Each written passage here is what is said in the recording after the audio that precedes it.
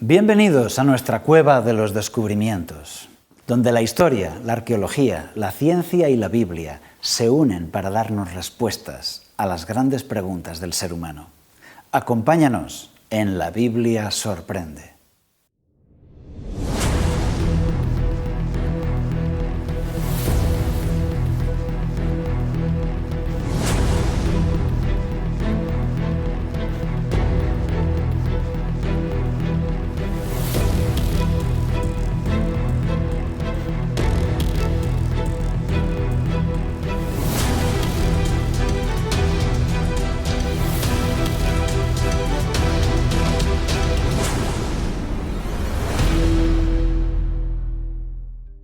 En el programa de hoy veremos Constantino y Justiniano, emperadores que crearon la religión cristiana del imperio según sus intereses. Hoy visitamos el templo más simbólico de Estambul, Hagia Sofía, el templo de la divina sabiduría. La mujer y el dragón, símbolos proféticos que se cumplen con precisión en la historia. Y nuestro apartado especial rompe mitos, la diosa madre. ¿Debemos adorar a la madre de Jesús? Hoy nos vamos de viaje hasta Estambul, la antigua Constantinopla. Sentí una gran emoción cuando visité en Estambul la Basílica de Santa Sofía. Fue una catedral bizantina por más de 1000 años y es una catedral que durante esos 1000 años fue la más grande de la cristiandad, levantada por el emperador Justiniano. Él la llamó Hagia Sofía, o Templo de la Divina Sabiduría, pero Hagia Sofía terminó llamándose Santa Sofía. Su cúpula, de 31 metros de diámetro y 55 de altura, es una maravilla de la arquitectura del mundo antiguo. Ha pasado por terremotos, por guerras, por más de 1500 años y sigue ahí, ha llegado así hasta nuestros días. Y en una de sus puertas, en un mosaico espectacular, está la figura de Cristo y su madre, y a cada lado están los dos emperadores principales, Constantino y Justiniano. Y son dos personajes espectaculares. En primer lugar, porque Constantino fundó y dio nombre a esa ciudad, edificó las murallas y le dio privilegios. Y Justiniano, tiempo después, con sus conquistas, le dio poder a la ciudad y levantó la Catedral de Santa Sofía. Por eso, ahí están representados en esa puerta, a los dos lados de Cristo. Llevan su nombre escrito a su lado, Constantino y Justiniano. Constantino aparece ofreciendo a Cristo las murallas de la ciudad, mientras que Justiniano le está ofreciendo la catedral. Y para un estudioso de la profecía, ese mosaico es una imagen alegórica impresionante, porque Justiniano y Constantino fueron dos personas que cumplieron las profecías de la Biblia en su vida. Ellos, sin saberlo, dieron un giro a la historia del cristianismo, marcando con sus vidas lo que sería la Iglesia en los siglos posteriores. Constantino fue el primer emperador romano en adoptar el cristianismo. Él paró las persecuciones y dio privilegios al clero. Él cambió el culto de sábado cristiano al domingo, el día del imperio. Dio privilegios al clero, dinero, incluso les regaló la basílica que había en Roma. Hasta hoy esa basílica existe y es San Juan de Letrán. Fue la primera sede del obispo de Roma. Pero todos esos privilegios se cobraron un precio. El clero de aquella época tuvo que abandonar la completa fidelidad a la Biblia para aceptar los privilegios y la amistad del emperador. Perdieron aquella fidelidad a la Biblia, ya nunca volverían a ella. Y Justiniano, el otro emperador, él, con sus batallas y sus victorias en Occidente, consiguió volver a controlar Europa. Su aliado, el obispo de Roma, estaba perdiendo la batalla contra los reinos arrianos. Pero los ejércitos de Justiniano, después de 50 años de control bárbaro, volvió a tomar el control de Europa. Instauró al obispo de Roma como su representante militar en Europa. Le nombró obispo de todos los obispos y corrector de herejes. Era el año 538. Sin saberlo, Justiniano acababa de instaurar el papado. Y así, en este mosaico en la puerta de Santa Sofía de Estambul, encontramos a estos dos grandes emperadores, los que más contribuyeron a crear una iglesia a su medida. Constantino con el cambio de sábado a domingo y Justiniano con la figura del obispo de todos los obispos. Y esto nos dio, con el paso de los años, la iglesia que hemos heredado, la iglesia de tradición cristiana. Pero tengo dos buenas noticias para ti. La primera es que todos serán juzgados con justicia por sus actos. Y la segunda es que, a pesar de las decisiones de los emperadores, la Biblia sigue disponible para que tú y yo podamos leer en sus páginas la voluntad de Dios. Ahí, sin duda, vas a encontrar al gran Maestro, Jesucristo, y todos los hombres son iguales delante de Él. Hemos hablado de Constantino y Justiniano, marcando el inicio de la Iglesia cristiana. Pero la historia de la Iglesia continúa. Quédate con nosotros.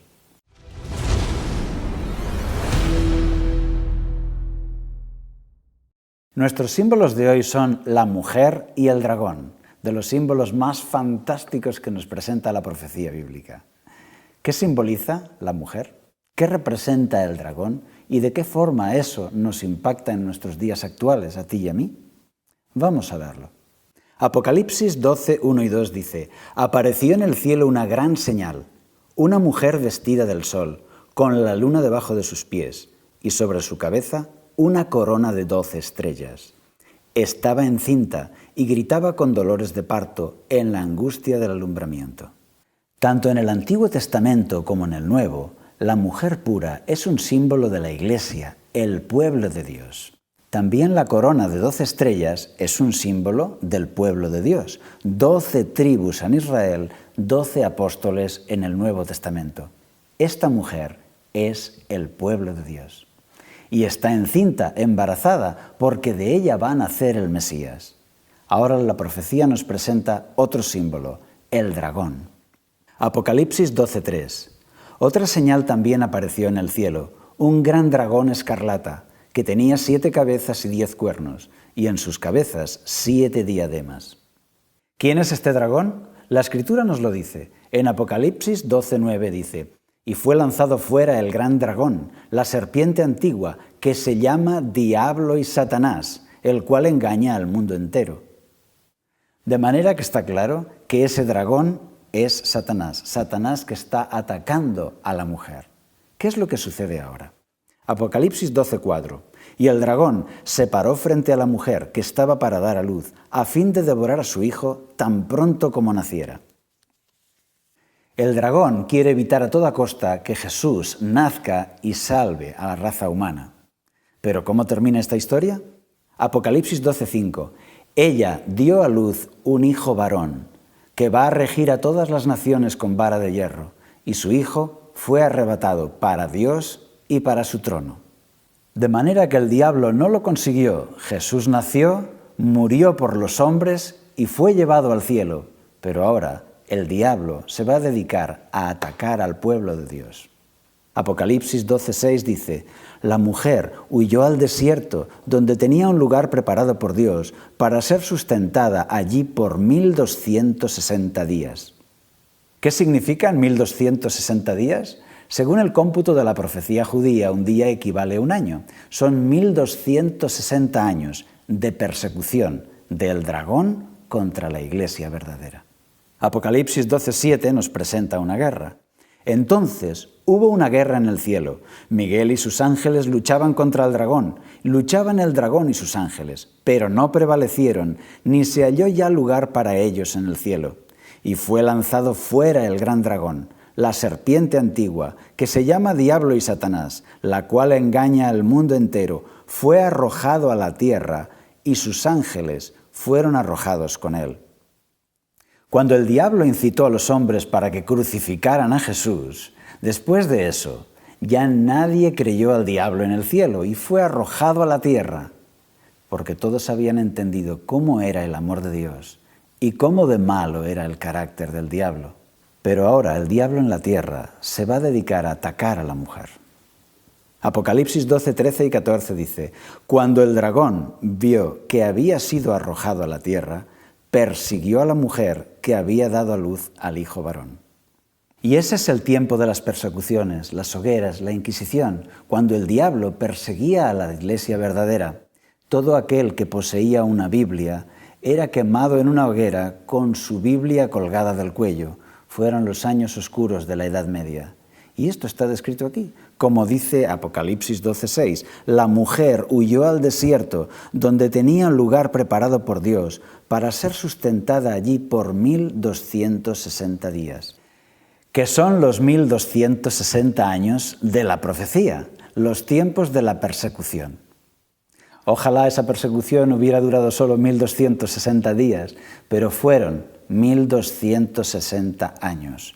La historia cumplió lo que marcaba la profecía. Ese tiempo de persecución empieza en el año 538. La historia nos dice que fue en ese año cuando el emperador Justiniano colocó al obispo de Roma como corrector de herejes y obispo superior a todos los obispos. Le encargó vigilar que nadie en Europa se saliera del pensamiento católico. A partir de ahí, esa alianza de reyes católicos siguió gobernando Europa durante siglos. El Papa coronaría a los reyes y haría una labor de persecución a todo aquel que pensase de otra manera. Y así continuaron los siglos hasta que en 1798 el general Berthier, de las fuerzas de Napoleón Bonaparte, entró en la ciudad de Roma, conquistó Roma y colocó al Papa en la prisión. Le llevó a la prisión de Valence, donde terminó sus días. La supremacía papal había terminado y los años de persecución también. Se habían cumplido exactamente 1260 años, como prescribe la profecía de Apocalipsis 12. ¿Y cómo termina Apocalipsis 12?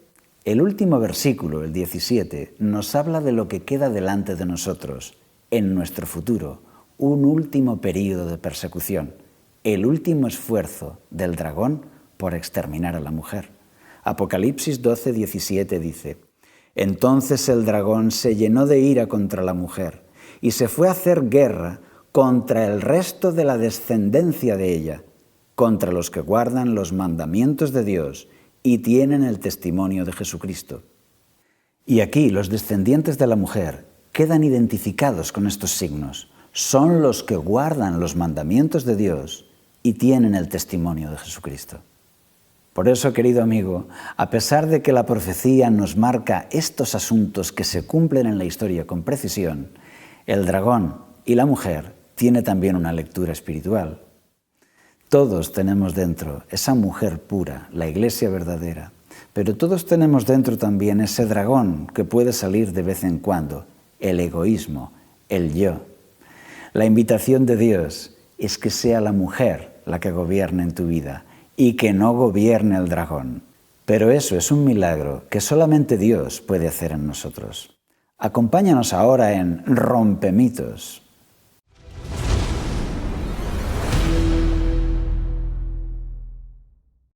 Bienvenidos a nuestro espacio Rompemitos, donde estamos poniendo a prueba los mitos de nuestro mundo religioso. Y en el día de hoy el mito es la diosa madre. ¿En qué consiste? ¿Qué significa? ¿Cómo nació esta creencia? En primer lugar, quiero decir que para mí, María, la madre de Jesús, es uno de mis personajes favoritos de la Biblia. Su fidelidad y su sencillez son un ejemplo para todos nosotros. Y cómo tuvo que sufrir viendo lo que sufriría su hijo, Jesús. María es sobre todo un ejemplo de fidelidad a la palabra de Dios. En Lucas 1:38 se dice: Aquí está la sierva del Señor, hágase conmigo conforme a tu palabra. Y yo quiero eso también, quiero ser el siervo de Dios y que se haga conmigo conforme a su palabra, conforme a la palabra de Dios. Por eso aquí tenemos como criterio principal el criterio de la palabra de Dios, la Biblia, porque ya conocemos lo que dice la gente sobre María, la creencia popular. Pero ¿qué dice la Biblia? Lucas 1, 46 al 47. Entonces María dijo: Engrandece mi alma al Señor, mi espíritu se regocija en Dios mi Salvador. Efectivamente, Dios mi Salvador. O sea que María veía en Dios su Salvador. Ella era una persona como tú y como yo, y por su naturaleza pecadora necesitaba un Salvador. Aquí está escrito en la Biblia: Dios mi Salvador. Romanos 3:23 dice: por cuanto todos pecaron y están destituidos de la gloria de Dios. Efectivamente, también María, como nació como una persona normal, también necesitaba un Salvador, Jesucristo. ¿Pero se la trata en la Biblia como una diosa? Vamos a verlo. En Mateo 12, 46 al 50 dice: mientras él aún hablaba a la gente, su madre y sus hermanos estaban afuera y le querían hablar. Le dijo uno: tu madre y tus hermanos están afuera y te quieren hablar. Respondiendo al que le decía esto, dijo: ¿quién es mi madre y quiénes son mis hermanos? Y extendiendo su mano hacia sus discípulos dijo: estos son mi madre y mis hermanos. Pues todo aquel que hace la voluntad de mi Padre que está en los cielos, ese es mi hermano y mi hermana y mi madre. De manera que Jesús no puso a su madre en una posición especial, ni mucho menos de adoración. Lucas 11, 27 y 28 dice: mientras él decía estas cosas, una mujer de entre la multitud levantó la voz y dijo: bienaventurado el vientre que te llevó y los senos que mamaste. Pero él dijo: antes bien, bienaventurados los que oyen la palabra de Dios y le obedecen. De manera que en la Biblia no se coloca a María en ninguna posición de homenaje o de culto. Pero entonces, ¿por qué tantos cristianos dan culto a María como reina del cielo? Pues sencillamente porque su iglesia se lo ha enseñado así y ellos lo han creído de todo corazón y con la mejor intención así han seguido esa enseñanza. ¿Y cómo empezó el culto a la diosa madre? En la mayoría de las culturas, en todas las épocas, se ha dado culto a una diosa madre, a la madre de todo, a la diosa de la fecundidad, que fecunda los ganados, que fecunda los campos, la madre de todos. Porque en la antigüedad los hombres imaginaron dioses, crearon dioses a su imagen y semejanza, a los que pudieran pedir favores y protección. Con el desarrollo del cristianismo, los países se iban convirtiendo en cristianos. Los reyes se bautizaban y declaraban que todo su país era cristiano. Pero la gente a nivel popular seguía teniendo las mismas creencias paganas. Y aquel culto de la diosa madre, madre de todos, pasó a llamarse la Madre de Dios, la Madre de Jesús, la diosa madre. En aquellos años oscuros de la Edad Media, donde entraron en la iglesia cristiana los amuletos, los sacramentos, el culto a las imágenes, a los santos y todos aquellos ritos paganos, también el culto a la diosa madre fue confundido con el culto a la Virgen María. El Concilio Vaticano II dice que el culto a María es hiperdulía y que no debe confundirse con el culto a Dios y a Jesús, que es llamado latría. El Concilio Vaticano II establece 5 diferentes niveles de adoración, uno para las reliquias, uno más elevado para los santos, pero todas esas exquisiteces quedan para el clero y para los teólogos, porque a nivel popular no se hace esta distinción, es simplemente adoración. Se ha enseñado que María, desde el cielo, es una mediadora para que nos vaya bien delante de Dios, para ayudarnos. ¿Pero qué dice la Biblia sobre los mediadores? Pues hay un solo Dios y un solo mediador entre Dios y los hombres, Jesucristo, hombre. Primera de Juan 2:1 dice: hijitos míos, estas cosas os escribo para que no pequéis. Pero si alguno ha pecado, abogado tenemos para con el Padre, a Jesucristo el justo. De manera que solo tenemos un mediador, que es Jesucristo, y un solo abogado, como también tenemos un solo Salvador, y no es María. Este Jesús es la piedra rechazada por vosotros, los edificadores, la cual ha venido a ser cabeza del ángulo. Y en ningún otro hay salvación, porque no hay otro nombre bajo el cielo dado a los hombres en que podamos ser salvos. Y desde aquí repetimos estas palabras: no hay otro nombre dado a los hombres en quien podemos ser salvos, solamente con nuestro mediador Jesús. Conclusiones. María fue la mujer más maravillosa de su tiempo y Dios la eligió a ella para ser la madre de Jesús. María era virgen cuando engendró a Jesús por el Espíritu Santo.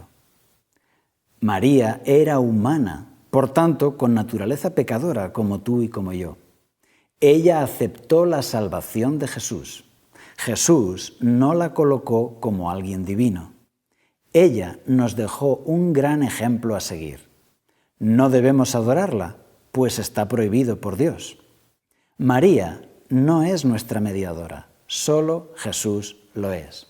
Y por todas estas razones, según la autoridad de la Biblia, declaramos que el mito de la diosa madre está roto. Y os animamos desde aquí a buscar a la María de la Biblia, a aquella madre de Jesús, ejemplo de los creyentes, la mejor mujer de su tiempo, para que aprendamos de ella humildad y abnegación. Y desde aquí os saludamos hasta el próximo programa de La Biblia Sorprende. Hasta entonces.